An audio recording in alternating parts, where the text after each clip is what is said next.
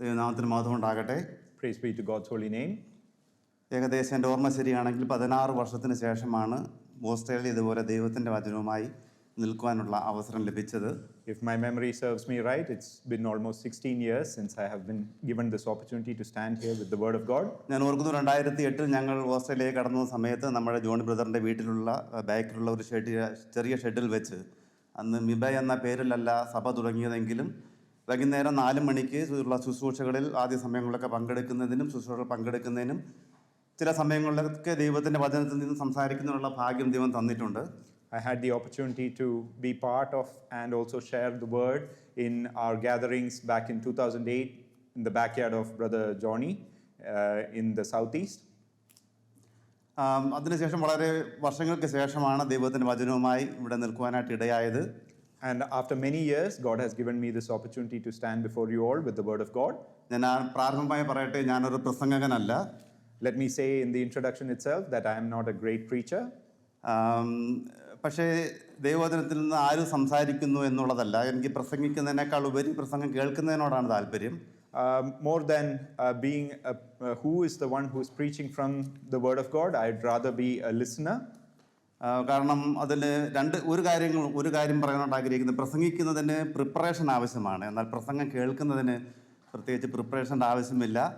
2 തരത്തിൽ വചനം കേൾക്കാം. കർത്താവ് തൻ്റെ ഉപമകളാൽ പറഞ്ഞതുപോലെ വിതയ്ക്കാൻ പോയവൻ്റെ ഒരു ഉപമ കർത്താവ് പറയുമ്പോൾ, ഒരുക്കപ്പെട്ട ഹൃദയത്തോടു കൂടി ഇരിക്കുന്നുവെങ്കിൽ അത് 30, 60, 100 മേനി ഫലം കായ്ക്കും. എന്നാൽ അല്ലാത്ത മുള്ളിനിടയിൽ വീണ വിത്ത് പോലെയും പാറമേൽ വീണ വിത്ത് പോലെയും അല്ലെങ്കിൽ ആയിത്തീരുമെന്നുള്ളത് നാം ഓർത്തിരിക്കേണ്ടത് ആവശ്യമാണ്.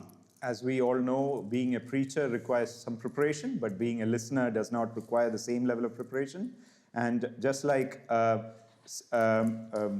farmer sows the seed, it needs to be sowed with much grace so that it reaps plenty.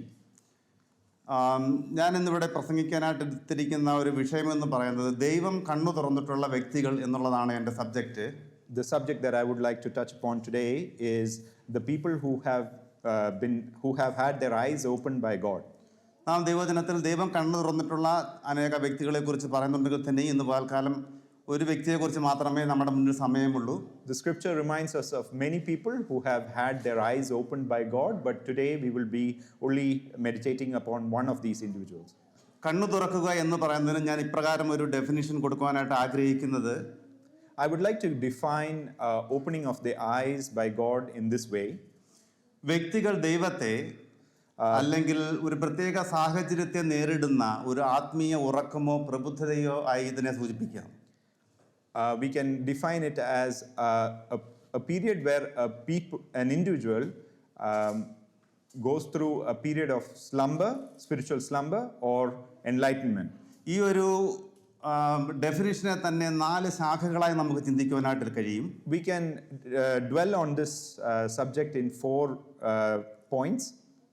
അതിൽ ഒന്നാമത്തെന്ന് പറയുന്നത് ഒരു ട്രൂത്ത് ഓഫ് റെവലേഷൻ, അതായത് സത്യത്തിന്റെ വെളിപ്പാടായിരിക്കാം. The first point would be the truth of revelation. എന്ന് പറഞ്ഞാൽ മറഞ്ഞിരിക്കുന്ന സത്യമോ യാഥാർത്ഥ്യവുമായ ഒരു കാര്യം, ആ കാര്യത്തെ നാം തിരിച്ചറിയുന്ന ഒരു നിമിഷം ഇത് തങ്ങളുടെ സാഹചര്യങ്ങളെ അല്ലെങ്കിൽ അവരുടെ ആത്മീക മണ്ഡലത്തെ കുറിച്ചുള്ള സത്യമായിരിക്കാം.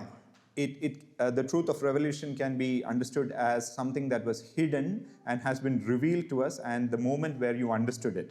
രണ്ടാമതായി ഇതിനെ ആത്മീയ ഉറക്കത്തെ മാറ്റുക എന്നൊരു അർത്ഥം കൂടിയുണ്ട്. The second point would be a removal of spiritual slumber. മൂന്നാമതായി ദൈവിക സാന്നിധ്യത്തെക്കുറിച്ചും ശക്തിയെക്കുറിച്ചും ബോധവാന്മാരാക്കുക എന്നുള്ളതാണ്. Thirdly, it would be the awareness of God's presence and strength. എന്ന് വെച്ചാൽ ദൈവിക സാന്നിധ്യം, ശക്തി എന്നിവയെക്കുറിച്ച് നാം നല്ല പരിചയമുള്ളവരായിരിക്കണം എന്നുള്ളതാണ് ഇതുകൊണ്ട് അർത്ഥമാക്കുന്നത്. The third point would be that we need to be knowledgeable about God's presence and strength in our life. നാലാമതായി ഇതിനെ ഒരു സ്പിരിച്വൽ അണ്ടർസ്റ്റാൻഡിംഗ് എന്ന രീതിയിൽ നമുക്ക് പഠിക്കാനായിട്ട് പറ്റും. And we can understand it fourthly as a spiritual understanding.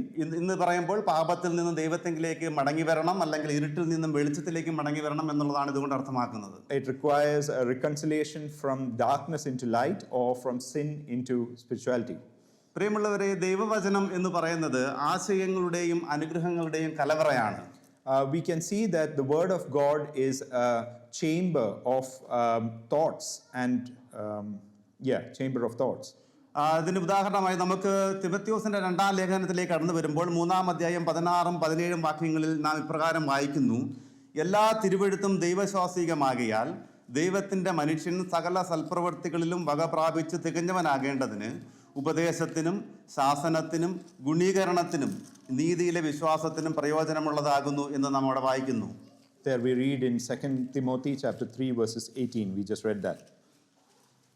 അത് വായിക്കണമെന്നില്ല, ഞാൻ ജസ്റ്റ് ഒന്ന് പറഞ്ഞെന്ന് മാത്രമേ ഉള്ളൂ. നമ്മുടെ വിഷയം അതല്ല, ആ ഭാഗത്തുനിന്നല്ല ചിന്തിക്കാനായിരുന്നു. ഞാൻ ഇത് പറഞ്ഞതിൻ്റെ ആമുഖമായി പറഞ്ഞു എന്ന് മാത്രമേ ഉള്ളൂ. അങ്ങനെയെങ്കിൽ ഇത് നമ്മളുടെ വിശുദ്ധ വേദപുസ്തകം ഞാൻ പറഞ്ഞതുപോലെ ആശയങ്ങളുടെയും അനുഗ്രഹങ്ങളുടെയും കലവറ ആകുന്നുവെങ്കിൽ അത് നമ്മെ ഉപദേശത്തിനും ശാസനത്തിനും ദൈവീക ഗുണീകരണത്തിനും മാത്രമല്ല, നമ്മുടെ മുമ്പോട്ടുള്ള വളർച്ചയിൽ നമ്മെ അതിനെ അനുകരിക്കാൻ തൊക്കണം പ്രയോജനകരമായ ഒന്ന് മാത്രമാണ്. As we thought, if the word of God can be considered as a chamber of thoughts and blessings, it should also be used for our spiritual edification in our day-to-day lives. അത് മാത്രമല്ല, വിശുദ്ധ വേദപുസ്തകത്തിൽ അനേക ചരിത്ര സംഭവങ്ങൾ പറഞ്ഞിട്ടുണ്ട്. ഈ ചരിത്ര സംഭവങ്ങളെല്ലാം തന്നെ നമ്മുടെ ആത്മീക വളർച്ചയ്ക്കും നന്മയ്ക്കും അനുയോജ്യമായ രീതിയിൽ എഴുതപ്പെട്ടവയാണ്. In the holy word of God, there is a lot of stories that is mentioned in a way that we can apply it in our daily life and be edified spiritually. അങ്ങനെയുള്ള വിഷയങ്ങൾ ഒന്നാണ് നാം ഇവിടെ ചിന്തിക്കുന്ന ദൈവം കണ്ണു തുറന്നിട്ടുള്ള വ്യക്തികൾ എന്നുള്ളത്. And this subject that we are pondering upon today is like one of those. നമ്മുടെ ഇന്നത്തെ വചന ശുശ്രൂഷയ്ക്ക് ആധാരമായി നമുക്ക് ദൈവം കണ്ണു തുറന്നിട്ടുള്ള ആദ്യ വ്യക്തികൾ ആരാണെന്ന് നോക്കാം. ഉൽപ്പത്തി പുസ്തകത്തിലേക്ക് കടന്നു വരാം. ഉൽപ്പത്തി പുസ്തകം 3-ാം അധ്യായത്തിന്റെ 7-ാം വാക്യം ആർക്കെങ്കിലും ഒരാൾക്ക് വായിക്കുന്ന നന്നായിരിക്കും. Let us please read Genesis chapter 3 verses 7 as an introduction to this subject. Then the eyes of both of them were opened, and they knew that they were naked, and they sewed fig leaves together and made themselves covering. ദൈവനാമത്തിന് മാത്രം ഉണ്ടായിട്ട് ഈ ഭാഗം നമുക്ക് എല്ലാവർക്കും വളരെ സുപരിചിതമായ ഭാഗമാണ്. This is a very familiar passage to all of us. നാം സൺഡേ സ്കൂളിൽ പഠിക്കുന്ന സമയം മുതൽ തന്നെ നമുക്ക് എല്ലാവർക്കും വളരെ മനഃപ്പാഠമായിരിക്കുന്ന വേദഭാഗങ്ങൾ ഇതൊക്കെയും. This is something that is instilled in our memory from our Sunday school days. അതുകൊണ്ട് തന്നെ ഇതിനെക്കുറിച്ച് വിശദമായ വിശദീകരണത്തിന് ആവശ്യമില്ല എങ്കിലും വിഷയത്തോടുള്ള ബന്ധത്തിൽ ഒന്ന് ഓർപ്പിച്ചു പോകാനായിട്ട് ഞാൻ ആഗ്രഹിക്കുന്നു. This does not need to be expanded further, but I would like to touch on it briefly. നാം ആ 2-ാം അധ്യായത്തിലേക്ക് കടന്നു വരുമ്പോൾ ദൈവം തന്റെ സാദൃശ്യത്തിലും സ്വരൂപത്തിലും മനുഷ്യനെ സൃഷ്ടിക്കുന്നതായിട്ടും അവരെ ഏദൻ തോട്ടത്തിലാക്കുന്നതായിട്ടും കാണുന്നു. We see that in chapter 2, God has created man in his own image and placed them in the Garden of Eden. അപ്പോൾ ദൈവം സൃഷ്ടിച്ച മനുഷ്യന് ദൈവം ചില കൽപ്പനകൾ കൊടുത്തിരുന്നു. ആ കൽപ്പനകളെ ലംഘിക്കാനുള്ള വിപത്തിനെ കുറിച്ചും അവരോട് പറഞ്ഞിരുന്നു. God had, while placing them in the Garden of Eden, God had given them some commandments and told them about the consequences of going against it.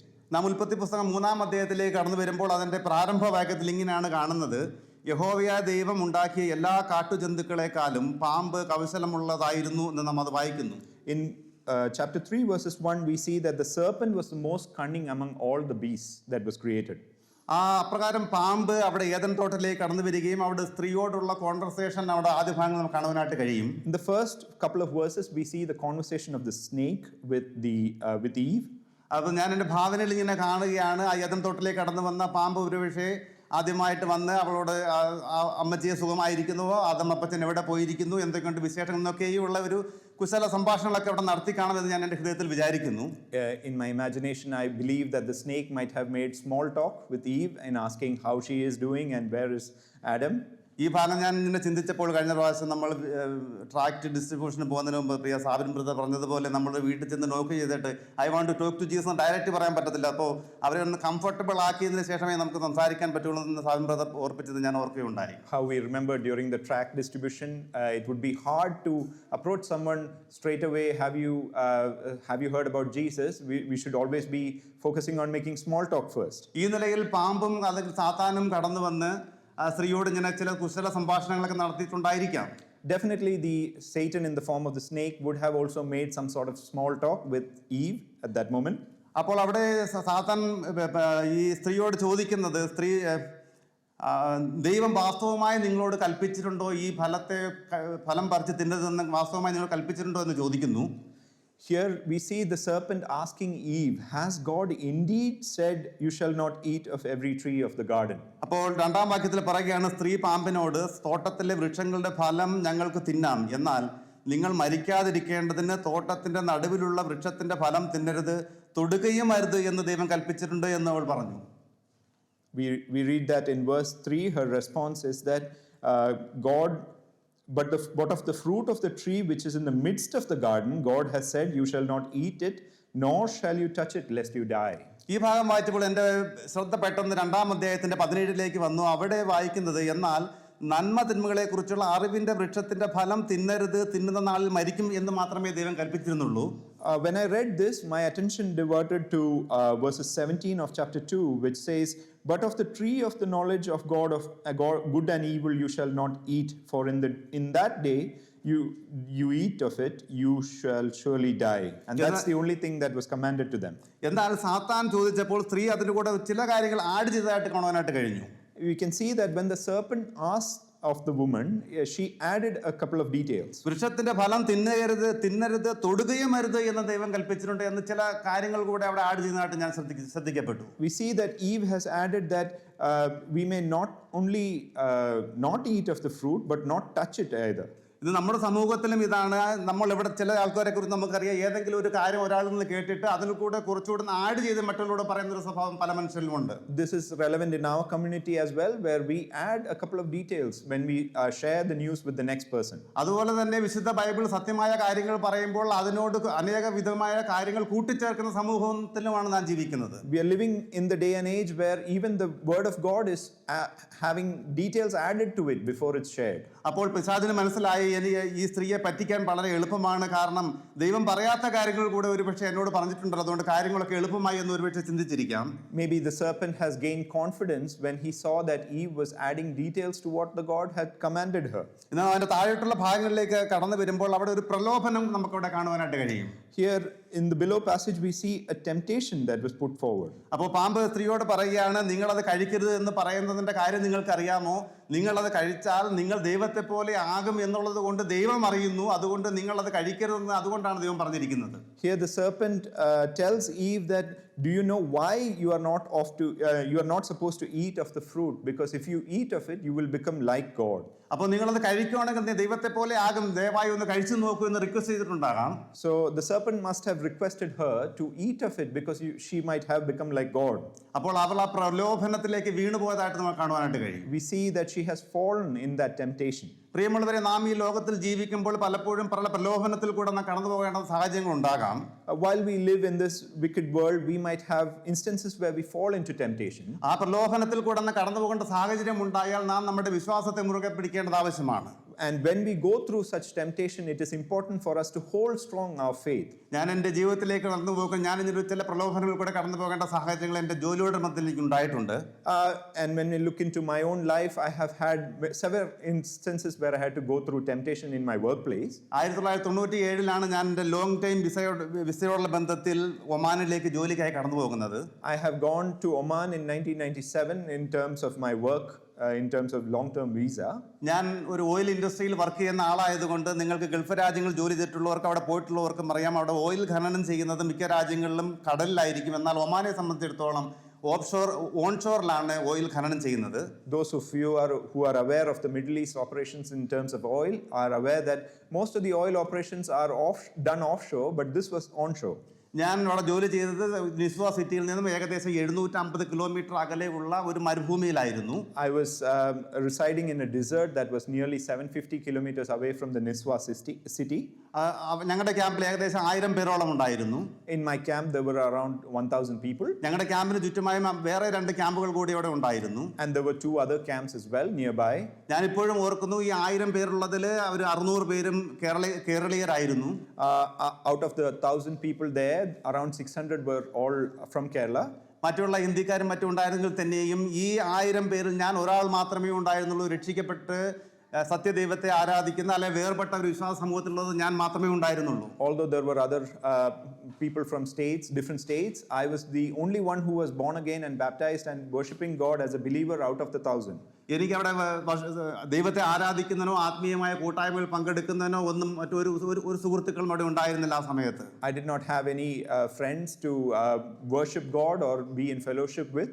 ബാച്ചിലറായിട്ട് ജീവിക്കുന്ന സാഹചര്യത്തിൽ നിങ്ങൾക്ക് എല്ലാവർക്കും അറിയാവുന്നതുപോലെ ചില സന്ദർഭങ്ങളിലൊക്കെയും ചില പാർട്ടികൾ നടത്താറുണ്ട്, ഭക്ഷണമുണ്ട്, അതിനോടൊപ്പം മദ്യം വിളമ്പുന്ന പരിപാടിയൊക്കെ ഉണ്ട്. ഇങ്ങനെയൊക്കെയുള്ള പല കാര്യങ്ങളും ബാച്ചിലറായിട്ടുള്ള ജീവിതത്തിൽ മറ്റേത് രക്ഷിക്കപ്പെടാത്ത ആൾക്കാർ ജീവിക്കുന്ന സമൂഹത്തിലാകുമ്പോൾ നമ്മൾ ഇതൊക്കെ അഭിമുഖീകരിക്കേണ്ടതായിട്ട് വരും. You can imagine as a bachelor in a community like that, there are several indulgences in alcohol and parties. എന്നാൽ എൻ്റെ സുഹൃത്തുക്കളൊക്കെ എന്നെ വിളിച്ചത് ഞാൻ പെന്തക്കോസ്തുകാരൻ എന്നാണ് എന്നെ അഭിസംബോധന ചെയ്തിരുന്നത്. My friends used to define me as a Pentecostal man. കാരണം ഈ പാർട്ടികളിലൊക്കെയും പോകുമ്പോൾ ഭക്ഷണം കഴിക്കുമ്പോൾ എന്നെ പലപ്പോഴും പലരും മദ്യം കഴിക്കുവാനായിട്ട് നിർബന്ധിച്ചിട്ടുണ്ട്. And while we have had food together, many of them have insisted on me having alcohol. ഞാൻ ഈ 6 വർഷം താമസിക്കുകയും 6 വർഷവും സ്ഥിരമായി എന്നെ നിർബന്ധിക്കുന്നവരുണ്ടായിരുന്നു. There were people who have insisted for more than 6 years while I was there. എന്നാൽ ഈ പ്രലോഭനങ്ങളിലേക്കൊക്കെ ഒന്ന് കടന്നു പോകുന്ന സാഹചര്യം നമുക്കുണ്ടെങ്കിൽ തന്നെയും അതിനെയൊക്കെയും നമുക്ക് അതിജീവിക്കാനായിട്ട് കഴിയുന്നത് നമ്മിൽ വസിക്കുന്ന ആത്മാവിന്റെ പരിവർത്തനമാണെന്ന് ഞാൻ വിശ്വസിക്കുന്നു. We see that the work of the Spirit is what helps us to overcome these temptations. ഞാൻ അത് പറയാനായിട്ട് കാര്യം, എന്നെ കേൾക്കുന്ന പ്രിയ യൂത്തിനോട് എനിക്ക് പറയാനുള്ളത്, നിങ്ങളുടെ വിദ്യാഭ്യാസമുള്ള ബന്ധത്തിൽ നിങ്ങൾ കോളേജിലേക്ക് കടന്നു പോകുമ്പോൾ ഇങ്ങനെയുള്ള പല പ്രലോഭനങ്ങളിൽ കൂടെ നിങ്ങൾ കടന്നു പോകേണ്ട സാഹചര്യം ഉണ്ടായിരുന്നിരിക്കാം. What I have to say to the young ones over here is when you have enrolled yourself in colleges, it might come that you have instances where such temptations come across to you. അതുമാത്രമല്ല, നിങ്ങളുടെ പഠനത്തിന് ശേഷം നിങ്ങളുടെ ജോലിയോടുള്ള മേഖലകളിൽ വിവിധ സ്ഥലങ്ങളിലേക്ക് കടന്നു പോകുമ്പോൾ നിങ്ങൾക്ക് പല പ്രലോഭനങ്ങളിൽ കൂടെ കടന്നു പോകേണ്ട സാഹചര്യം ഉണ്ടായിരിക്കാം. And when you have graduated and moved on to your workplaces, you might have instances of temptation as well. എനിക്ക് നിങ്ങളോട് പറയാനുള്ളത്, നാം നമ്മുടെ വിശ്വാസത്തെ മുറുകെ പിടിക്കുന്നുവെങ്കിൽ നമ്മെ കാണുന്ന ഒരു കർത്താവിനെ കാണുവാനായിട്ട് ഇടയായി തീരും. And what I have to tell you is, if you hold strong your faith, you will see the God who has sees you. അപ്പോൾ ഇതേപോലുള്ള സംഭവമാണ് ഇവിടെ സംഭവിച്ചത്. ഉൽപ്പത്തി പുസ്തകത്തിലേക്ക് കടന്നു വരുമ്പോൾ സാത്താനാൽ വഞ്ചിക്കപ്പെടുന്ന ഹവ്വയെ അവിടെ കാണുവാനായിട്ട് കഴിയുന്നുണ്ട്. Here we see an Eve that was deceived by the serpent. അപ്പോൾ ഈ സാത്താന്റെ വഞ്ചനയ്ക്ക് അല്ലെങ്കിൽ പ്രലോഭനത്തിന് വശംവദയാകുകയും താൻ ആ ഫലം പറിച്ച് തിന്നുക മാത്രമല്ല തന്റെ ഭർത്താവിന് കൊണ്ടുപോയി കൊടുത്തു. Here we see Eve that was deceived by the serpent, and not only pluck and have the fruit but also share it with Adam. അതാണ് നാം വായിച്ച വേദഭാഗത്തേക്ക് കടന്നു വരുമ്പോൾ 3-ാം അധ്യായത്തിന്റെ 7-ാം വാക്യത്തിൽ വായിക്കുന്നത്, അവനും തിന്നു ഉടനെ ഇരുവരുടെയും കണ്ണു തുറന്നു എന്ന് നമ്മുടെ വായിക്കുന്നുണ്ട്. And that is what we read in verse 7, that he also partake of it, and then the eyes of both of them were opened. ഞാൻ ഈ ഭാഗത്ത് സംസാരിക്കുവാനായിട്ട് ആഗ്രഹിക്കുന്നത്, ദൈവം അവരുടെ കണ്ണ് തുറന്നപ്പോൾ അവർക്കുണ്ടായ 6 അറിവിനെ കുറിച്ചാണ് ആദ്യമായി പറയാനായിട്ട് ആഗ്രഹിക്കുന്നത്. What I would like to share with you today is the 6 insights that they had when their eyes were opened. ഒരു കാര്യം വ്യക്തമായി പറയാൻ ആഗ്രഹിക്കട്ടെ, ഈ കണ്ണ് തുറക്കുക എന്ന ഭാഗം കൊണ്ട് ഇവിടെ ഉദ്ദേശിക്കുന്നത് ഫലം പറിച്ച് തിന്നുന്നതിന് മുമ്പ് ഉണ്ടായിരുന്ന അവരുടെ ആത്മീയ കണ്ണുകൾ അടയുകയും ഫലം പറിച്ചു തിന്നപ്പോൾ അല്ലെങ്കിൽ ദൈവത്തിന്റെ കൽപ്പന ലംഘിക്കപ്പെട്ടപ്പോൾ അവരുടെ ജഡത്തിന്റെ കണ്ണുകൾ തുറക്കുന്നതിനുള്ള ബന്ധത്തിലാണ് നമ്മൾ പഠിക്കേണ്ടത്. What we see over here in verse 7 and what we should understand and study is how the eyes of their spiritual eyes have closed at that moment and the eyes of their world have opened at that moment as well. ഒന്നാമതായിട്ട് നമുക്ക് നോക്കാം എന്താണ് അവരെ കുറിച്ച് അറിഞ്ഞത് എന്ന് കണ്ണു തുറന്നപ്പോൾ. Firstly, let's look at what they have understood of themselves when their eyes were opened. ഒന്നാമതായി അവർ നഗ്നരെന്നറിഞ്ഞു. They knew that they were naked. മനുഷ്യന്റെ ആദ്യത്തെ അറിവാണിത്. This is the first knowledge that a man has. ഇത് തെറ്റിൽ നിന്നും ഉണ്ടായതാണ്. This happened from a wrong. എല്ലാ അറിവുകളുടെയും ഉത്ഭവസ്ഥാനം കർത്താവിൽ നിന്നാണെങ്കിൽ തന്നെയും ചില അറിവുകൾ നമ്മുടെ ജഡത്തിന്റെ ചിന്തയിൽ നിന്ന് ഉത്ഭവിക്കുന്നതാണ്. If all knowledge is from God, there are some knowledge that comes across from our wrongs. അതുകൊണ്ട് നമുക്ക് ദൈവത്തിൽ നിന്ന് ലഭിക്കുന്ന അറിവുകളും ജഡപ്രകാരം ലഭിക്കുന്ന അറിവുകളുമായിട്ട് മുമ്പോട്ട് പോകാൻ തക്കണം ഒരിക്കലും കഴിയുകയില്ല. That is why we cannot correlate the knowledge that we receive from God and the knowledge from the world together. ഇതെപ്പോഴും 2 വിപരീത ധ്രുവങ്ങളിൽ സഞ്ചരിക്കുന്നവയായിരിക്കും. These will be that travels in 2 different paths always. ഇത് കർത്താവായ യേശുക്രിസ്തു തന്നെ പറയുകയുണ്ടായി, നിങ്ങൾക്ക് ദൈവത്തെയും മാമോനെയും ഒരേപോലെ സേവിക്കാൻ കഴിയില്ല, നിങ്ങൾക്ക് ഒരാളെ മാത്രമേ സേവിക്കാൻ കഴിയുകയുള്ളൂ. We see the same thing that our Lord Jesus Christ reminds us, that you cannot serve 2 masters. പ്രിയമുള്ളവരെ, ദൈവത്തിൽ നിന്ന് ലഭിക്കുന്ന അറിവുകൾ നമ്മെ സത്യത്തിലേക്ക് നയിക്കുമ്പോൾ ജഡീകമായി ലഭിക്കുന്ന അറിവുകൾ നമ്മെ അസത്യത്തിലേക്ക് നയിക്കും. What we see is the knowledge that we receive from God leads us to the truth, whereas the knowledge from the world leads us to sin. ദൈവികമായി ലഭിക്കുന്ന അറിവുകൾ നമ്മെ വെളിച്ചത്തിലേക്ക് നയിക്കുമ്പോൾ ജഡീകമായി ലഭിക്കുന്ന അറിവുകൾ നമ്മെ ഇരുളിലേക്ക് നയിക്കുന്നതാണ്. And the same can be said when we see that the knowledge of God leads us to light, whereas the knowledge of the world will lead us to darkness. ദൈവികമായി ലഭിക്കുന്ന അറിവുകൾ നമ്മെ മാനസാന്തരത്തിലേക്ക് നയിക്കുമ്പോൾ ജഡീകമായി ലഭിക്കുന്ന അറിവുകൾ നമ്മെ പാപപ്രവൃത്തിയിലേക്ക് വീണ്ടും നയിക്കുന്നതാണ്. And what we see is the knowledge of God leads us to redemption, but the knowledge of the world leads us to eternal damnation. ദൈവികമായി ലഭിക്കുന്ന അറിവുകൾ നമ്മെ നിത്യജീവങ്കിലേക്ക് നയിക്കുമ്പോൾ മറ്റേ നമ്മെ നിത്യ നരകത്തിലേക്ക് നയിക്കും. What we see is the knowledge of God leads us to eternal salvation, and the knowledge of the world leads us to hellfire. അതുമാത്രമല്ല ദൈവികമായി ലഭിക്കുന്ന അറിവുകൾ നമ്മെ സൽപ്രവൃത്തികളിലേക്ക് നയിക്കുമ്പോൾ ജഡീകമായി ലഭിക്കുന്ന അറിവുകൾ നമ്മെ ദുഷ്പ്രവൃത്തികളിലേക്ക് എപ്പോഴും ആനയിക്കുന്നവയായിരിക്കും. The knowledge of God pushes us to do good deeds, whereas the knowledge of the world leads us to wrong deeds. അതുകൊണ്ടാണ് സദൃശവാക്യം 1-7 പ്രകാരം വായിക്കുന്നത്, യഹോവ ഭക്തി ജ്ഞാനത്തിന്റെ ആരംഭമാകുന്നു. And that is why we read in Proverbs chapter 1 verse 17, the beginning of knowledge. യഹോവ ഭക്തി ജ്ഞാനത്തിന്റെ ആരംഭമാകുന്നു. The fear of the Lord is the beginning. അപ്പോൾ നാം ദൈവഭക്തി നമുക്കുണ്ടെങ്കിൽ നമുക്ക് ദൈവികമായ അറിവ് ലഭിക്കുന്നതിന് മുഖാന്തരമായി തീരും. That is what we see, that if we have the fear of the Lord, we will have knowledge from God. ഇവിടെ നാം കണ്ടവർ ഒന്നാമതായി നഗ്നരാണെന്നുള്ള സത്യം അവർ തിരിച്ചറിഞ്ഞു. We see that they realized that they were naked. രണ്ടാമതായി അവർക്ക് നാണം തോന്നി എന്ന് നാം വായിക്കുന്നുണ്ട്. Secondly, we see that they felt shame. 2-ാം അധ്യായം 25 മനുഷ്യനും ഭാര്യയും ഇരുവരും നഗ്നരായിരുന്നു, അവർക്ക് നാണം തോന്നിയില്ല എന്ന് നാം അവിടെ കാണുന്നു. And in verse 25 we read that they were both naked, and man and his wife were not ashamed. അപ്പോൾ അവർ ദൈവത്തിന്റെ കൽപ്പന ലംഘിച്ചതിന്റെ ഫലമായി അവർ പാപത്തിലേക്ക് അകപ്പെടുകയും അവരുടെ ആത്മീയ കണ്ണുകൾ തുറക്കുകയും ജഡത്തിന്റെ ആത്മീയ കണ്ണുകൾ അടയുകയും ജഡത്തിന്റെ കണ്ണുകൾ തുറക്കുകയും ചെയ്തപ്പോൾ പിന്നെ അവർ കാണുന്നതൊക്കെയും ജഡീകമായ കാഴ്ചകളായിരുന്നു. And we see that when they disobeyed the commandment that was given to them, they had their spiritual eyes closed at that moment, and their eyes of the world have opened, and they see sin now. അതുകൊണ്ടാണ് അവർ നഗ്നരെന്നറിഞ്ഞതും അവർക്ക് നാണം തോന്നിയതും. And that is why they understood that they were naked and they felt shame. നാം റോമാലേഖനം 3-23 കടന്നു വരുമ്പോൾ നമ്മുടെ വായിക്കുന്നത്, ഒരു വ്യത്യാസവുമല്ല, എല്ലാവരും പാപം ചെയ്തു ദൈവതേജസ്സ് ഇല്ലാത്തവരായി തീർന്നു എന്നാണ്. In Romans chapter 3 verses 23 we read that for all have sinned and fallen short of the glory of God. മൂന്നാമതായി അവർക്ക് അറിഞ്ഞത് സ്വന്തമായ പ്രവൃത്തി ചെയ്യുവാൻ അവർ പ്രേരിതരായി തീർന്നു. The third point is that they were inclined to do what they wanted to do. അതാണ് 7-ാം വാക്യത്തിൽ മൂന്നാമതായി കാണുന്നത്. അവരുടെ സ്വന്തം പ്രവൃത്തി ഇവിടെ പറയുന്നത് അത്തിയില കൂട്ടി തുന്നി തങ്ങൾക്ക് അരയാട ഉണ്ടാക്കി എന്ന് നമ്മൾ കാണുന്നു. We see that they acted of their own accord by sewing fig leaves together and made themselves coverings. പ്രിയമുള്ളവരുടെ അവരുടെ ആദ്യ പ്രവൃത്തിയായിരുന്നു ഇത്. This was their first act. മനുഷ്യന്റെ തെറ്റിന് അവൻ കണ്ടെത്തുന്ന മാർഗമായി നമുക്കിതിനെ കണക്കാക്കാം. Here we can see how man has found himself wrong. ഇന്ന് മനുഷ്യൻ ലോകത്ത് ഇതേപോലെയാണ്, സ്വന്തം തെറ്റിനെ മറയ്ക്കുന്നതിന് വേണ്ടി മറ്റൊരു തെറ്റ് ചെയ്തു കൂട്ടുന്നു. Here we see man who are covering up one wrong with another. തങ്ങളുടെ പാപത്തെ മറയ്ക്കുന്നതിന് വേണ്ടി മറ്റൊരു പാപം ചെയ്യുന്നു. Here we see man covering one sin with another. എന്നാൽ ഈ പാപം ചെയ്യുമ്പോഴും തെറ്റുകൾ ചെയ്യുമ്പോഴും അവർ വീണ്ടും വീണ്ടും അത് റിപ്പീറ്റ് ചെയ്തുകൊണ്ടിരിക്കുന്നതിന്റെ കാരണം അവരുടെ സ്വന്തം പ്രവൃത്തികളിലേക്ക് പോകുന്നത് കൊണ്ടാണ്. The reason for them falling into repetition of sin is because they are relying on their own self. അത് മാത്രമല്ല, സ്വന്തം പ്രവൃത്തിയാൽ പലരും രക്ഷപ്പെടുവാനായിട്ട് ശ്രമിക്കുന്നു. And many we can see have tried to escape with acting on their own accord. അവർ ചെയ്ത തെറ്റിന്റെ ഫലമായിട്ട് അവരുടെ പാപത്തിന്റെ മോചനത്തിനായി പുണ്യപ്രവർത്തികൾ ചെയ്യുന്നവരുണ്ട്, നീതികർമ്മങ്ങൾ ചെയ്യുന്നവരുണ്ട്, അന്നദാനം ചെയ്യുന്നവരുണ്ട്, പല കാര്യങ്ങൾ ലോകപ്രകാരം ചെയ്യുന്നവരുണ്ട്. Man seeks to get away from the one sin that they have done by making compensation through sacrifices, offerings and such. എന്നാൽ റോമാലേഖനം 3-20 കടന്നു വരുമ്പോൾ ഇപ്രകാരം വായിക്കുന്നു. റോമാലേഖനം 3-20 അതുകൊണ്ട് ന്യായപ്രമാണത്തിന്റെ പ്രവർത്തികളാൽ ഒരു ജഡവും ദൈവസന്നിധിയിൽ നീതീകരിക്കപ്പെടുകയില്ല.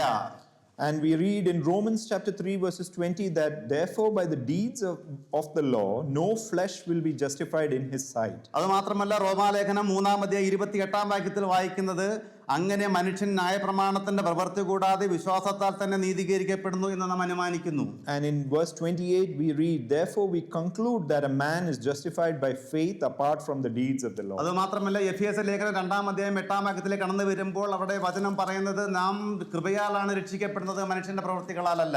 And in Ephesians chapter 2 verses 8 we read that it is for by grace that we are saved. അത് മാത്രമല്ല ഗലാത്യ ലേഖനം 2-ാം അധ്യായം 16-ാം വാക്യത്തിൽ എന്നാൽ യേശു ക്രിസ്തുവിലുള്ള വിശ്വാസത്താലല്ലാതെ ന്യായപ്രമാണത്തിന്റെ പ്രവൃത്തികളാൽ മനുഷ്യൻ നീതീകരിക്കപ്പെടുകയില്ല എന്ന് നാം അറിഞ്ഞിരിക്കൊണ്ട് നാമും ന്യായപ്രമാണത്തിന്റെ പ്രവൃത്തികളാലല്ല ക്രിസ്തു യേശുവിലുള്ള വിശ്വാസത്താൽ തന്നെ നീതീകരിക്കപ്പെടേണ്ടതിനെ യേശു ക്രിസ്തുവിൽ വിശ്വസിച്ചു. ഗലാത്യർ 2:16. And in Galatians chapter 2 verses 16 we read, knowing that a man is not justified by the works of the law but by faith in Jesus Christ, even we have believed in Jesus Christ that we might be justified by faith in Christ and not by the works of the law, for by the works of the law no flesh shall be justified. അതുകൊണ്ട് ഞാൻ ഇപ്രകാരം പറയട്ടെ, എന്നെ കേൾക്കുന്ന ആരെങ്കിലും ഈ കർത്താവിന്റെ സ്വന്തം കർത്താവ് രക്ഷിതവുമായി ഇതുവരെ സ്വീകരിച്ചിട്ടില്ല എങ്കിൽ ഇത് നിങ്ങളുടെ രക്ഷാദിവസമായി തീരട്ടെ എന്ന് ഞാൻ ആഗ്രഹിക്കുന്നു. So let me say in this way, if you have not accepted the Lord as your personal savior, let this be the day of your salvation. അതുകൊണ്ടാണ് അപ്പോസ്തലപ്രവൃത്തി 4-ാം അധ്യായം 11-ാം വാക്യത്തിൽ പറയുന്നത്,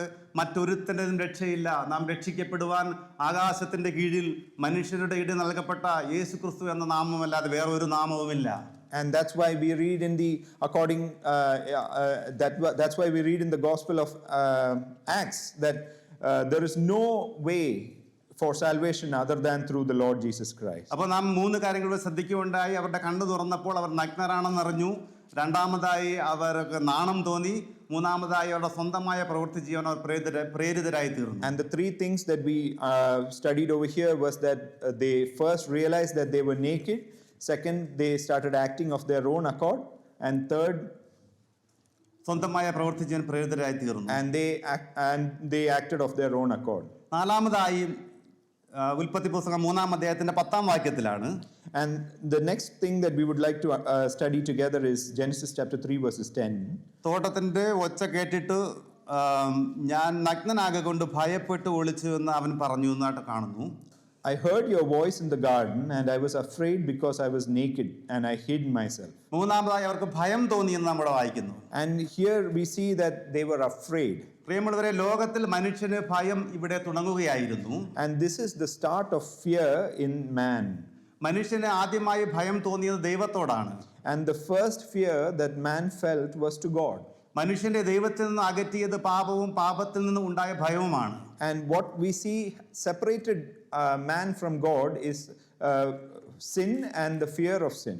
അതുകൊണ്ടാണ് നാം എഫേസ്യ ലേഖനത്തിലേക്ക് കടന്നു വരുമ്പോൾ 2-ാം അധ്യായത്തിന്റെ 15, 16, 17 വാക്യങ്ങളിൽ നാം അവിടെ വ്യക്തമായ ചില കാര്യങ്ങൾ നമുക്ക് കാണുവാനായിട്ട് കഴിയുന്നു. എഫേസ്യ ലേഖനം 2-ാം അധ്യായം 14, 15, 16 വാക്യങ്ങളിൽ അവൻ നമ്മുടെ സമാധാനം, അവൻ ഇരുപക്ഷത്തെയും ഒന്നാക്കി ചട്ടങ്ങളും കൽപ്പനകളുമായ ന്യായപ്രമാണം എന്ന ശത്രുത്വം തൻ്റെ ജഡത്തിൽ നിന്ന് നീക്കി വേർപാടിൻ്റെ നടുച്ചവർ ഇടിച്ചു കളഞ്ഞത് സമാധാനം ഉണ്ടാക്കിക്കൊണ്ട് ഇരുപക്ഷത്തെയും തന്നിൽ ഒരേ പുതുമനുഷ്യനാക്കി സൃഷ്ടിപ്പാനും ക്രൂശന്മേൽ വെച്ച് ശത്രുത്വം ഇല്ലാതാക്കി അതിനാൽ ദൈവം ഇരുപക്ഷത്തെയും ഏക ശരീരത്തിൽ ദൈവത്തോട് നിരപ്പിപ്പാനും തന്നെയെന്ന്.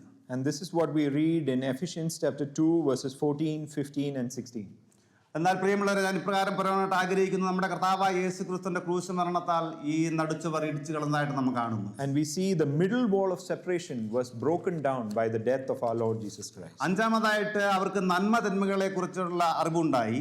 And fifth, we understand that they had the knowledge of good and evil. അത് ഞാൻ ഉൽപ്പത്തി പുസ്തകം 2-ാം അധ്യായത്തിന്റെ 17 ആദ്യം കാണുന്നത് ഇപ്രകാരമാണ്, എന്നാൽ നന്മ തിന്മകളെ കുറിച്ചുള്ള അറിവിന്റെ വൃക്ഷത്തിന്റെ ഫലം നിങ്ങൾ തിന്നരുത്, തിന്നുന്ന നാളിൽ നിങ്ങൾ മരിക്കുമെന്ന് അവിടെ വായിക്കുന്നുണ്ട്. And in verses 17 of chapter 2 we read that Genesis chapter 2 verses 17 we read that you shall not eat but of the tree of the knowledge of good and evil you shall not eat, for in the day that you eat of it you shall surely die. ഉൽപ്പത്തി പുസ്തകം 3:22 കടന്നു വരുമ്പോൾ യഹോവയായ ദൈവം മനുഷ്യൻ നന്മ തിന്മകളെ അറിവാൻ തക്കവണ്ണം നമ്മിൽ ഒരുത്തനെ പോലെ ആയിത്തീർന്നിരിക്കുന്നു, ഇപ്പോൾ അവൻ കൈ നീട്ടി ജീവവൃക്ഷത്തിന്റെ ഫലം കൂടി പറിച്ചു നിന്ന് എന്നേക്കും ജീവിപ്പാൻ സംഗതി വരരുത് എന്ന് കൽപ്പിച്ചു എന്ന് നാം അവിടെ വായിക്കുന്നു. And in verse 22 also we read of chapter 3, behold the man has become like one of us to know good and evil, and now lest he put out his hand and take also of the tree of life and eat and live forever. അപ്പോൾ ആദിമ മാതാപിതാക്കന്മാർക്കുള്ള ഈ നന്മ തിന്മകളെ കുറിച്ചുള്ള അറിവ് അവരുടെ അനുസരണത്തിന്റെ ഒരു പരീക്ഷയായിരുന്നു. And we see that it was a test of their obedience, that is the knowledge of good and evil. കാരണം ദൈവം അവരോട് വ്യക്തമായ കൽപ്പന നൽകിയിരുന്നു.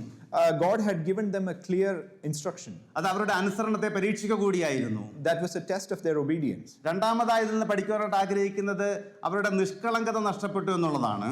The second point that we would like to state is that they lost their innocence. അവർ നേടിയ അറിവ് അവരുടെ നിഷ്കളങ്കതയിൽ നിന്നും ദൈവവുമായിട്ടുള്ള വലിയ വേർപാടിൽ അവസാനിച്ചു എന്ന് നാം മനസ്സിലാക്കണം. And we see that they have lost their innocence and it led to a great separation from God. മൂന്നാമതായി ഇതൊരു എക്സ്പീരിയൻഷ്യൽ നോളജ് ആയിരുന്നു. And thirdly, this was an experiential knowledge. അനുഭവത്തിൽ നിന്ന് ലഭിച്ച അറിവാണിത്. This is a knowledge that they gained from their experience. ഭൗതികമായ അറിവ് മാത്രമല്ല, അനുഭവപരമായ അറിവ് കൂടിയായിരുന്നു ഇത്.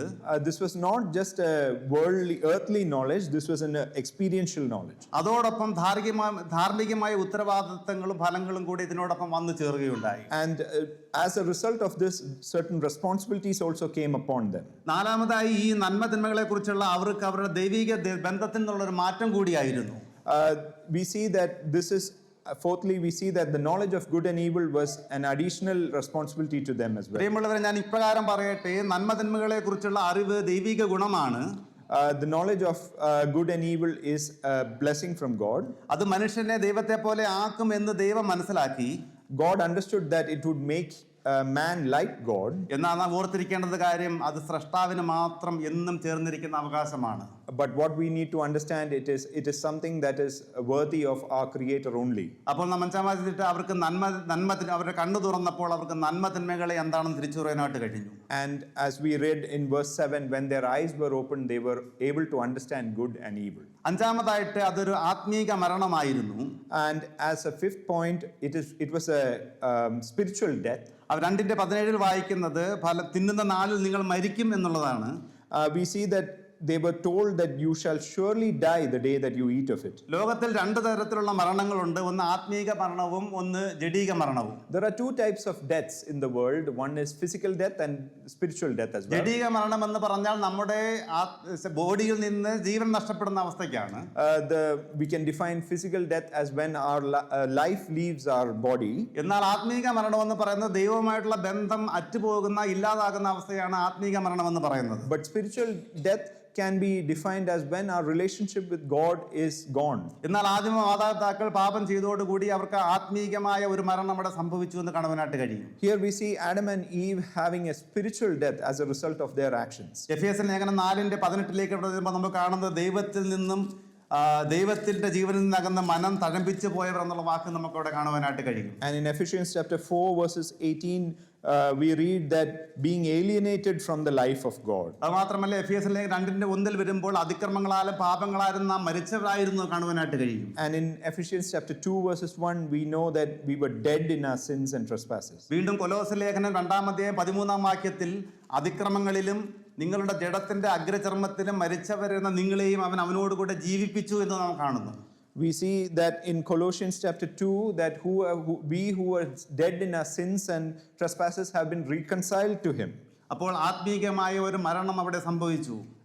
A spiritual death occurred there. അപ്പോൾ 6 കാര്യങ്ങൾ നാം ചിന്തിക്കുകയുണ്ടായി. ഒന്നാമതായിട്ട് അവരുടെ ജഡീകമായ കണ്ണു തുറന്നപ്പോൾ അവർ നഗ്നരാണെന്ന് അറിഞ്ഞു. Out of the 6 points, the first thing that we remembered was that they were knowledgeable that they were naked.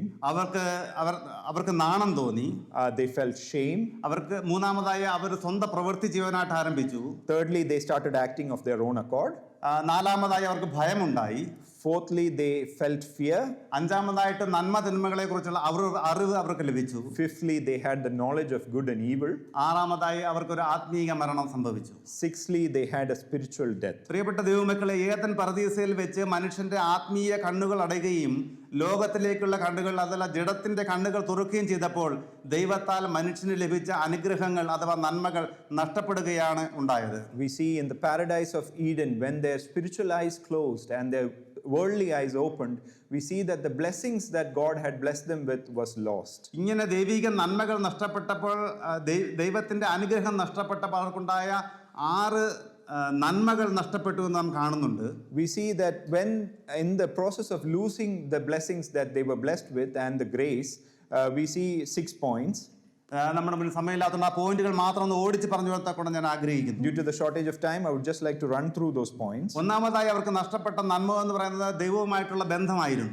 Firstly, we see that what they lost was their relationship with God. അത് നമുക്ക് യെശയ്യാ പ്രവചനം 59:2 കാണുവാനായിട്ട് കഴിയും. അതിനുള്ള reference വാക്യങ്ങൾ That we can be seeing the same in reference of Isaiah chapter 59 verse 2. അത് മാത്രമല്ല ഉൽപ്പത്തി പുസ്തകം 3:8 ഏദൻ തോട്ടത്തെ ദൈവം കടന്നു വരുമായിരുന്നു എന്ന് കൂടി നാം കാണുന്നു. And we see in Genesis chapter 3 verses 8 as well. രണ്ടാമതായി അവർക്ക് ദൈവിക നന്മ നഷ്ടപ്പെട്ടത് ആത്മീകവും ശാരീരികവുമായ ജീവൻ എന്ന് നമുക്ക് കാണുവാനായിട്ട് കഴിയും. And the second blessing that can be considered as lost is their spiritual and physical well-being. ഇതൊക്കെ നമുക്ക് റെഫറൻസ് ആയിട്ട് പറയുമ്പോൾ റോമാലേഖനം 5:12 എഫേസ്യർ 2:4-5 വാക്യങ്ങളിലൊക്കെ നമുക്ക് കാണുവാനായിട്ട് കഴിയും. References for this can be read in Romans chapter 5 verses 12 and Ephesians chapter 2 verses 4 and 5. ഈ പോയിന്റുകളൊക്കെ എനിക്കൊന്ന് വിശദമായി സംസാരിക്കണമെന്നുണ്ടെങ്കിൽ തന്നെ നമ്മുടെ മുന്നിൽ സമയമില്ലാത്തതുകൊണ്ട് പോയിന്റുകൾ മാത്രം പറഞ്ഞു തന്നെ ആഗ്രഹിക്കുന്നു. I would like to elaborate this further, but we have a shortage of time. അതുകൊണ്ട് റോമാലേഖനം 5:12 വായിക്കുന്നതനുസരിച്ച് ഇത് നിമിത്തമായ നമ്മുടെ ആത്മീക ശരീരത്തിന്റെ മരണം ഉണ്ടായി എന്ന് നാം കാണുന്നു. In Romans chapter 5 verses 12, we see that the spiritual body is dying there. മൂന്നാമതായവർക്കുണ്ടായ നഷ്ടം സകലത്തിന്മേലുമുള്ള പൂർണ്ണ അധികാരമായിരുന്നു. And the third thing that they lost is the authority that they had over everything. സങ്കീർത്തനങ്ങൾ 8:6-8 വാക്യങ്ങൾ ഇതിനോട് ചേർന്ന് പഠിക്കാവുന്നതാണ്. And this can be studied in correlation with Psalms chapter 8 verses 6 and 8. എന്നാൽ ഞാൻ ഇങ്ങനെ പറയട്ടെ, ഈ അധികാരം മനുഷ്യന് തിരികെ കിട്ടിയത് നമ്മുടെ കർത്താവായ യേശുക്രിസ്തുവിന്റെ Calvary മരണത്തിലൂടെയാണ്. And the authority was reinstated to us through the death of our Lord Jesus Christ on the cross. നാലാമതായി അവർക്ക് നഷ്ടപ്പെട്ടത് ദൈവിക തേജസ്സായിരുന്നു. The fourth thing that they lost was the glory of God. അത് നമുക്ക് റോമാലേഖനം 3:23 വായിക്കുകയുണ്ടായി. And that's what we read in Romans chapter 3 verses 23. അഞ്ചാമതായി അവർക്ക് ലോകത്തിൽ പാപവും പാപത്താൽ മരണവും ലോകത്തിലുണ്ടായി. And through this, what they had is sin in the world, and through sin we see death also entering into the world. നമുക്കിത് റോമാലേഖനം 5:12 അതുപോലെ റോമാലേഖനം 7:24 നമുക്ക് കാണുവാനായിട്ട് കഴിയും. The same can be seen in Romans chapter 5 verses 12 and 7 verses 24. ആറാമതായി അവർ നരക ശിക്ഷയ്ക്ക് ഓഹരിക്കാരായി. And as a sixth thing that they lost is they became നരക ശിക്ഷയ്ക്ക് ഓഹരിക്കാരായി. they became destined for death, eternal death. വെളിപ്പാട് പുസ്തകം 21:8 നമുക്കത് കാണുവാനായിട്ട് കഴിയും. And that can be read in Revelations chapter 21. അപ്പോൾ 6 കാര്യങ്ങൾ ദൈവിക നന്മ നഷ്ടപ്പെട്ടത് കൊണ്ട് ഉള്ള 6 കാര്യങ്ങൾ ചിന്തിക്കുകയുണ്ടായി. This is the 6 things that we discussed in terms of what they lost. ഒന്നുകൂടെ പറയാൻ ആഗ്രഹിക്കുന്നു. ഒന്ന്, അവർക്ക് ദൈവമായുള്ള ബന്ധം നഷ്ടപ്പെട്ടു. We're just repeating that once more. Firstly, they lost their relationship with God. 2, ആത്മീകവും ശാരീരികവുമായ ജീവൻ നഷ്ടപ്പെട്ടു. Secondly, they lost their spiritual and physical life. സകലത്തിന്മേലുള്ള അധികാരം നഷ്ടപ്പെട്ടു. Thirdly, they lost their authority over everything. അവർക്ക് ദൈവിക തേജസ് നഷ്ടപ്പെട്ടു. They lost the glory of God. ലോകത്തിൽ പാപവും പാപത്താൽ മരണവും ഉണ്ടായി. And through this, sin entered into the world, and through sin, death. ആറാമതായി അവർ നരക ശിക്ഷയ്ക്ക് ഓഹരിക്കരായി തീർന്നു. And they became destined to eternal death. എന്നാൽ ഞാൻ ഒരു കാര്യം കൂടി പറഞ്ഞ് എൻ്റെ ഭാഗത്തെ ഇവിടെ അവസാനിപ്പിക്കാനാണ് ആഗ്രഹിക്കുന്നത്. Another thing I would just like to mention before I close. നാം നമ്മുടെ ജഡീകമായ കണ്ണുകൾ അടയുകയും ആത്മീയമായ കണ്ണുകളെ നാം ദൈവത്തെങ്കിലേക്ക് തുറക്കുകയും ചെയ്യുമ്പോൾ ഉണ്ടാകുന്ന 6 കാര്യങ്ങളുണ്ട്. There are 6 more things that we would like to note how when we close our worldly eyes and open our spiritual eyes, what happens? നമ്മുടെ ആത്മീയ കണ്ണുകളെ നാം ദൈവത്തെങ്കിൽ ഉയർത്തുമ്പോൾ നമുക്ക് ദൈവത്തിന്റെ പരിപാലനം അനുഭവിച്ചു വരുവാനായിട്ട് കഴിയും. When we open our spiritual eyes, we can see God's provision in our life. സങ്കീർത്തനങ്ങൾ 91:1 മുതൽ 16 വരെയുള്ള വാക്യങ്ങൾ നമുക്ക് ദൈവത്തിന്റെ പരിപാലനം കാണുവാനായിട്ട് കഴിയും. And that can be read in Psalms chapter 91 verses 7 to 16. രണ്ടാമതായി നമുക്ക് ദൈവത്തിന്റെ ഡയറക്ഷൻ മനസ്സിലാക്കുവാനായിട്ട് കഴിയും. Secondly, when we look through our spiritual eyes, we can see God's direction in our life. Proverbs 3:5-6 വാക്യങ്ങൾ നമുക്കത് കാണാം. And that can be read in Proverbs chapter 3 verses 5 and 6. മൂന്നാമതായി നമുക്ക് ദൈവത്തിന്റെ സംരക്ഷണം ലഭിക്കും. And thirdly, we can see God's protection in our life. 2 തെസ്സലോനിക്കർ 3:3, That can be read in 2 Thessalonians chapter 3 verses 3 സങ്കീർത്തനം 46:1 and Psalms 46:1. നാലാമതായി നമുക്ക് ആത്മീയ യാഥാർത്ഥ്യങ്ങളെ മനസ്സിലാക്കുവാൻ കഴിയും. And Fourthly, we can see spiritual realities. 2 കൊരിന്ത്യർ 4:18, യോഹന്നാന്റെ സുവിശേഷം 16:13. 2 Corinthians chapter 4 verses 18 and John chapter 16 verses 13. അഞ്ചാമതായി നമുക്കൊരു സ്പിരിച്വൽ അണ്ടർസ്റ്റാൻഡിംഗ് ലഭിക്കും. And through our spiritual eyes, we get a spiritual understanding. കൊലോസ്യ ലേഖനം 1:9-10, 1 കൊരിന്ത്യർ 2:14 വാക്യങ്ങളൊക്കെ അതിന്റെ ആസ്പദമായി പഠിക്കാവുന്നതാണ്. And as a reference, this can be studied. Colossians chapter 1 verses 9 and 10 and 2 Corinthians 2 verses 14. ആറാമതായി ഒരു പുതിയ കാഴ്ചപ്പാട് ദൈവം നമുക്ക് തരും. And sixthly, we will have a new perspective on life. അപ്പോൾ നമ്മുടെ ജഡത്തിന്റെ കണ്ണുകൾ അടയുകയും ആ ദൈവത്തിങ്കിലേക്കുള്ള നമ്മുടെ കണ്ണുകളെ, നമ്മുടെ ആത്മീയ കണ്ണുകൾ ഉയർത്തുകയും ചെയ്യുമ്പോൾ നമുക്ക് പരിപാലനം, നമുക്ക് ദൈവത്തിന്റെ ഡിറക്ഷൻ, ദൈവത്തിന്റെ പ്രൊട്ടക്ഷൻ, നമ്മുടെ ആത്മീയ യാഥാർത്ഥ്യങ്ങൾ, സ്പിരിച്വൽ അണ്ടർസ്റ്റാൻഡിങ്, പുതിയ കാഴ്ചപ്പാട് എന്നീ 6 കാര്യങ്ങളെ ദൈവം നമുക്ക് തരും. God will bless us with 6 things that we just discussed when we close our worldly eyes and open our spiritual eyes. And that is God's provision, direction. We will understand spiritual realities and such. ഇനിയും ഈ വിഷയത്തിലുള്ള ബന്ധത്തിൽ അനേക കാര്യങ്ങളുണ്ടെങ്കിൽ തന്നെയും സമയപരിധി മൂലം ഞാൻ എന്നോട് നിർത്തുവാനായിട്ട് ആഗ്രഹിക്കുന്നു. Although there is much more that we can study in this regard, I would like to stop here. വിശുദ്ധ ബൈബിളിൽ ആദ്യമായി കണ്ണ് തുറക്കപ്പെട്ടതായി കാണുന്നത് ആദാമിന്റെയും ഹവ്വയുടെയുമാണ്. And what we see, the people who have had their eyes opened is Adam and Eve firstly in the Bible. ഇത് ദൈവത്താൽ തുറക്കപ്പെട്ടതല്ല, മറിച്ച് അവരുടെ പാപത്തിന്റെ ഫലമായി അവരുടെ ജഡത്തിന്റെ കണ്ണ് തുറക്കുകയായിരുന്നു. We see that their eyes were not opened by God, and the eyes that were opened were of the world. പ്രിയമുള്ളവരെ, ദൈവത്തിങ്കിലേക്കുള്ള നോട്ടം വിട്ട് നാം ഈ ലോകത്തിലേക്ക് നോക്കുമ്പോൾ ദൈവത്തിൽ നിന്ന് നാം അകന്നു പോവുകയും എല്ലാ ദൈവീക നന്മകളും നമുക്ക് നഷ്ടപ്പെടുകയുമാണ് ഉണ്ടാകുന്നത്. When we steer our eyes away from God and look upon to the world, we see how the blessings that He has blessed us with was lost. അതുകൊണ്ട് ഞാൻ ഇങ്ങനെ പറയട്ടെ, ലോകത്തെയും ലോകത്തിലുള്ളതിനെയും സ്നേഹിക്കാതിരിക്കുക. And let me say like this: do not love the world and what is in it. നിങ്ങൾ ദൈവത്തെ പോലെയാകും എന്ന് പറഞ്ഞ് ഹവ്വായെ വഞ്ചിച്ച സാത്താൻ നമ്മെയും വഞ്ചിക്കാതിരിക്കട്ടെ. Let not Satan, who deceitfully deceived Eve by saying that she will become like God, deceive us as well. ആകയാൽ ലോകത്തിലേക്കുള്ള കണ്ണുകൾ തുറക്കാതെ ദൈവത്തിലേക്ക് നമ്മുടെ കണ്ണുകൾ ഉയരട്ടെ. Let not our eyes be open to the world, but be lifted to God.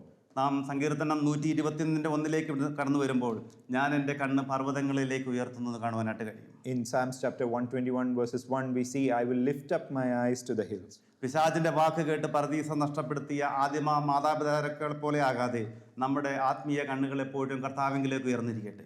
Let us not lose the paradise that our forefathers were blessed with by looking into the world, but let us lift our eyes to our God. ഇന്ന് ദൈവം കണ്ണു തുറന്നിട്ടുള്ള ഒരു വ്യക്തിയെക്കുറിച്ചാണ് നമുക്ക് ചിന്തിക്കുവാനായിട്ട് കഴിഞ്ഞത്. What we discussed today is just the one person that God opened eyes.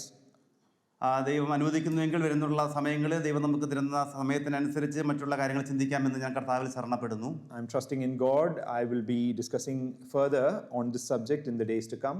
നമ്മുടെ ജഡത്തിന്റെ കണ്ണുകൾ നമുക്ക് അടയ്ക്കുകയും നമ്മുടെ ആത്മീയ കണ്ണുകളെ തുറന്ന പ്രകാരം ദൈവിക പാതയിൽ കൂടെ നടത്തുവാൻ തക്കണം കർത്താവ് നമ്മെ അതിനു വേണ്ടി സഹായിക്കുമാറാകട്ടെ. Let us purposely close the eyes to the world and open our spiritual eyes, and may God enable us to walk in spiritual ways. ദൈവം എല്ലാവരെയും സഹായിക്കട്ടെ. May His great name be glorified.